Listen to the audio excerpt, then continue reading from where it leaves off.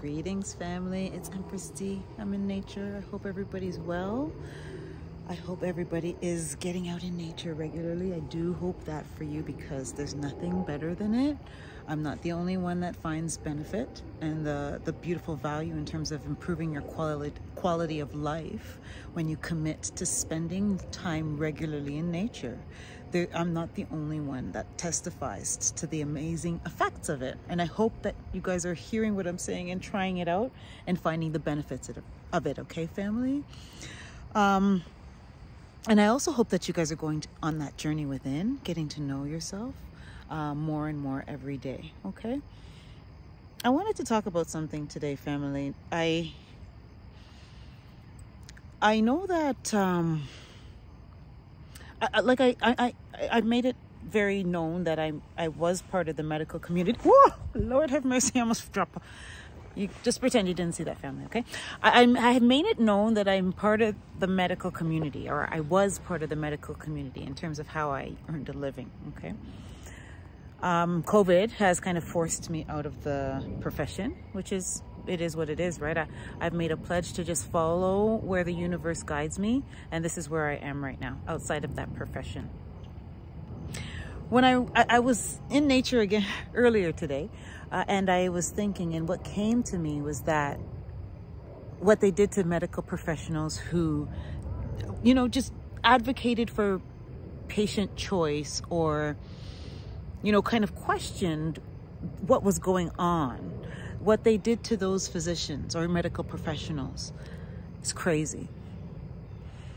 What they did was try to discredit them, okay? Make them seem as though they were unorthodox or quacks, okay? I remember when it was at the height of the pandemic, I think, at the beginning of the vaccine rollout, kind of, or maybe even before. I can't tell you chronologically when it happened during the pandemic. But there was a group of doctors that went to Washington to speak to their experiences with dealing with COVID. They were speaking about how certain protocols they had tried were working in terms of keeping patients alive and to help support them through COVID, right? Very inexpensive medications and therapies were readily available and working to help support those patients that were suffering from COVID-19 infection. So these physicians, I think there was a bunch of them, and one of them, oh my gosh, I almost dropped off my chair again. I have to not lean. One of those physicians was a beautiful melanated woman, and she was so powerful. I think she was like the most powerful of them all, because it was her sound bites that kept playing over and over, right?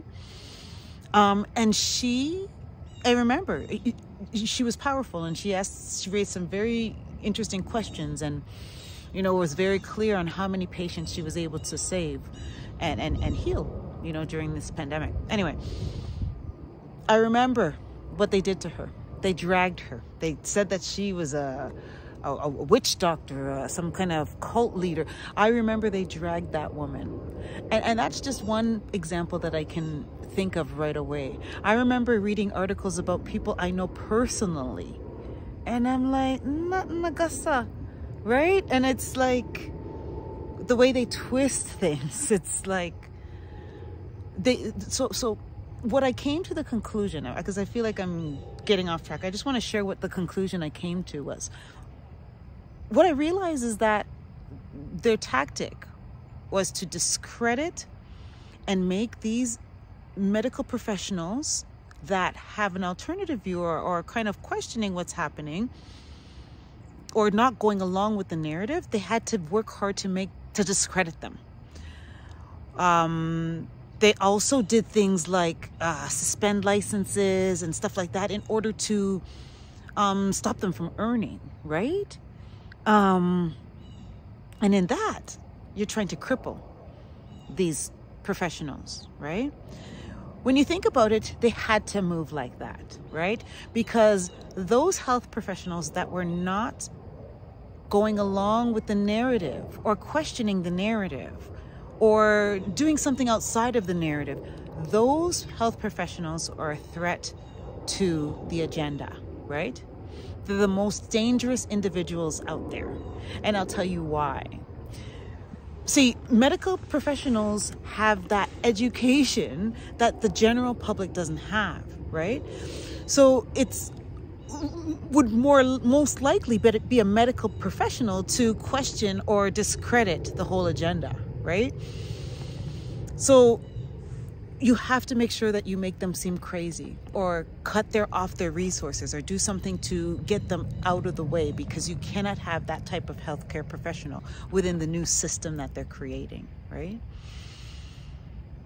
Family, I don't know if you're realizing it, but our way of life has changed. They said the new normal. They said that in 2020. It will never go to pre-2020, March 2020 days. It will never go back to 2019 and before. Never, never, ever, ever, ever. Family, okay? Ever, okay? And I think it's time to realize that and start to grab a hold of the reins of the control of your life, okay? We're in for some days as humanity, like we're in for it. However, we can get through this, okay? We just have to really just stop and really learn to tune inside to who we are, to that voice within, and listen to that guidance, okay? We can't listen to guidance from anything else outside of us, okay? Honestly, it's time to become sovereign, right? What they did to those healthcare professionals, they made sure that they discredited them, tried to cut off their resources in order to make sure that they could not challenge the narrative. Because as time goes on, the truth will come out. You cannot hide the truth forever, right? And I think we're in that time where the truth has come out. Family, I have to share with you. Again, I share all the time that I listen to these physicians that review the most relevant research and studies about this pandemic. And one of them that I was listening to today was sharing how it's Dr. Bean. He's awesome. What he said was that what he was reviewing was the public health guidance advice from the different countries. Okay, so he looked at I think, oh man, I'm so bad at remembering the countries, but he looked at countries like the UK. They looked at I think it was Denmark, I want to say, and they looked at Australia, Canada, the United States. So the UK and Denmark, they have changed their COVID-19 vaccine advice for children, okay? Previously, the advice was that all children are to have this vaccine, okay?